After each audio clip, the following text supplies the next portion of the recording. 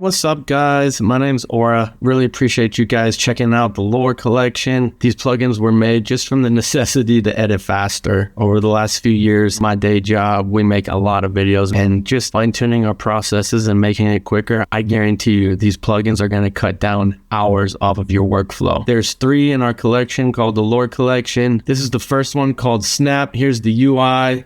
You got 2 choices, JPEG, PNG. Select your output folder. You can change the file name if you want. I don't ever do that. You got 3 buttons. Snap places it directly on your playhead.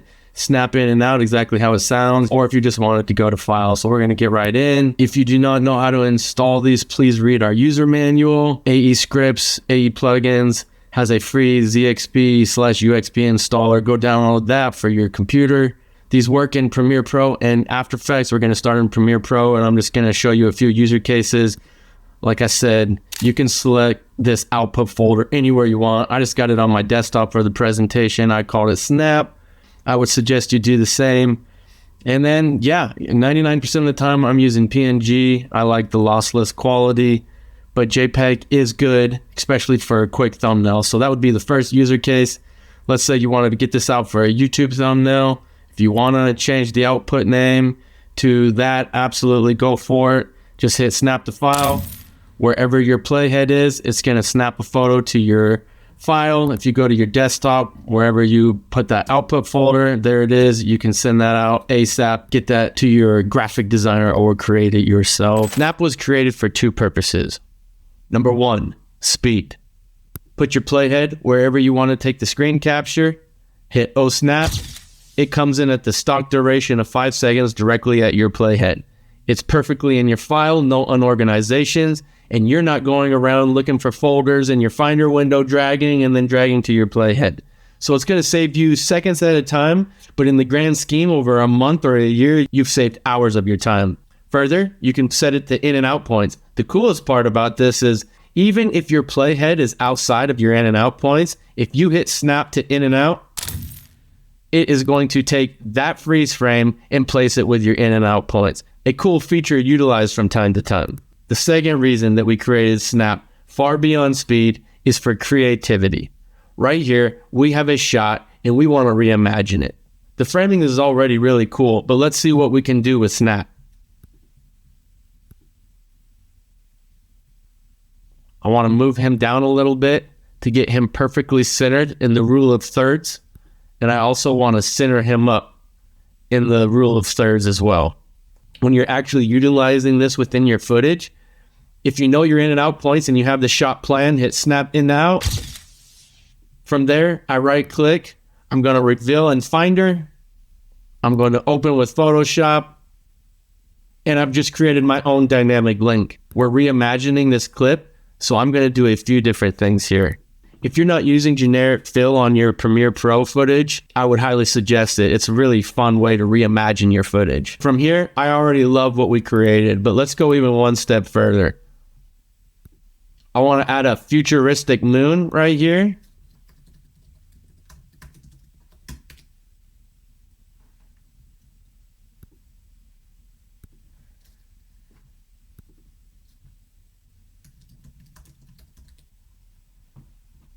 And I want to add in a dramatic sun over here. If we were to just bring this file back into Premiere, we've essentially ruined the video file and it's just one long photo. From here, we're going to mask out our subject because we are combining elements of photo and video, and we want to make sure we still have the video of him walking into frame. When you are completely done and you've reimagined your scene, go File, Export, Quick Export PNG, and we've created our own essential dynamic link in a sense because we're going to overwrite that PNG file. And now when you go back into Premiere Pro, we have our subject perfectly in frame.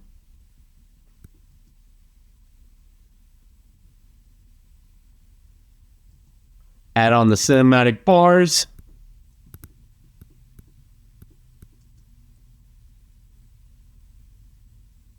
And in a few clicks, we turned a really cool shot into an absolutely epic, beautiful shot. Now, you saw it's not perfect. It moves a little bit. All you would have to do is just replace this with After Effects and motion track the photo to the back of the mountains, and it will look completely flawless.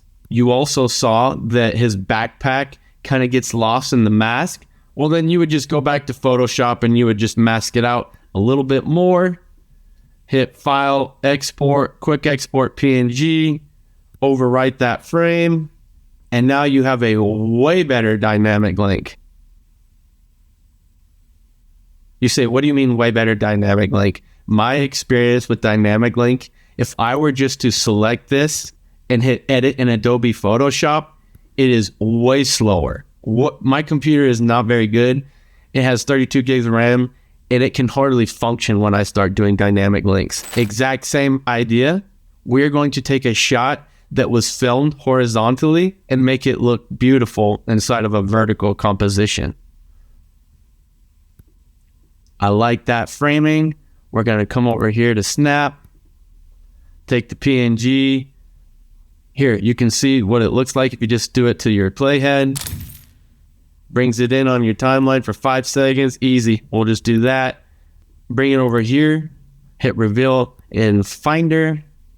Open with Adobe Photoshop. Once again, let's reimagine this. This is where you get to have fun and be creative. Glowing lamps and lights. I like it. Don't forget, make sure you turn off the video layer so the video can come through. All you got to do is hit Quick Export PNG, overwrite frame 4, replace, and now once again, we have turned. I think this is important to note. As you see, there's kind of a hard line here. Every once in a while, Premiere Pro brings a photo in and it doesn't really match it to the same black points as you can see. So I had to go and manually raise that up and now it matches the black points. I just did that within Lumetri over here. It's important to emphasize that you do not have to have perfect tripod footage to utilize this technique. All you would do is just motion track this frame to any movement if it was handheld. An additional way I really like to utilize snap is in color grading. If I have one file and I want to match the black points, it's really easy. Like I mentioned earlier, if you just set your in and out points, but you have your playhead down the line or before the in and out points, it's going to take a snapshot wherever your playhead is. Now I have that color grade from this footage. I can move it over to the left and I could match the black points through the use of scopes. I'm just going to eyeball it right now, but you can match the black points perfectly with your color grades. You can match the skin tones however you see fit. Another one of my favorite use cases for snap, first frame, last frame for AI transitions. Come here, name the file, first frame, just hit snap to file. Make sure remember it's wherever your playhead's at. Snap the file, come over here, put last frame, snap the file, go to your favorite AI, go first frame, last frame, then you could describe it, dope transition. This is one I made. That was my start frame. This was my end frame. Cool little animation for one of my short forms I had to work on. It also works seamlessly within After Effects. I think the biggest thing to understand, make sure you read the manual how to do this, but you need to go to edit, go up to edit, and then templates output module. You need to make sure you have these two output module templates created, snap PNG and snap JPEG. Essentially, all you do is hit new, make sure you have the name, and then go within edit, and then you just make sure that, for example, down here in settings, it's PNG, and likewise, when you're on the JPEG, just make sure you're on JPEG sequence. It walks you completely through it in our PDF manual, so make sure you follow that, but this will not work. Make sure you save it exactly how we have the settings name or it will not work. I've already had those created, so I don't want to screw that up. The one feature that is different within After Effects is the snap into out. You're not going to mess with the in and out points here very much. So we made it to where essentially the snap in and out is just whatever you have selected. So let's just show you. Let's say you have 2 items selected. It could be unlimited amount of selections. It's going to take the furthest end point to the left and the farthest out point to the right. If you hit snap to in and out here, if you get this warning, don't let it freak you out. The footage I'm using is 25 frames and it's a little scary to After Effects. Just hit OK. It's not that scary. It places it back into your timeline perfectly over the duration. So that is how snap in and out works. Make sure you have something selected. If you're getting frustrated because of the duration and the selection when you hit O snap as well, just make sure you have nothing selected. Okay. So in your composition, just click off of it, make sure you have nothing selected. And then, like I said, don't worry about that. If you're using footage in a little wonky time code, don't let that stress you out. And then here you go, is back placed on the timeline. Great freeze frame, or like I said, for creative uses, then you can motion track this if you want to go into Photoshop and create it. But really cool, simple plugin that has saved me hours. I'm not, look, I mean, here you go. I'm not snapshotting, going into Files, Finder, dragging back on, opening in Photoshop. It's super fast. I just hit right click here, go to reveal in Finder. And now, like I said, you can open this with Adobe Photoshop real fast for your own quicker, dynamic, more reliable links. So those are kind of some of my use cases. Really appreciate you guys checking out Snap. If you have any questions, or if you have any use cases that you would use this plugin for, I would love to hear any of your ideas.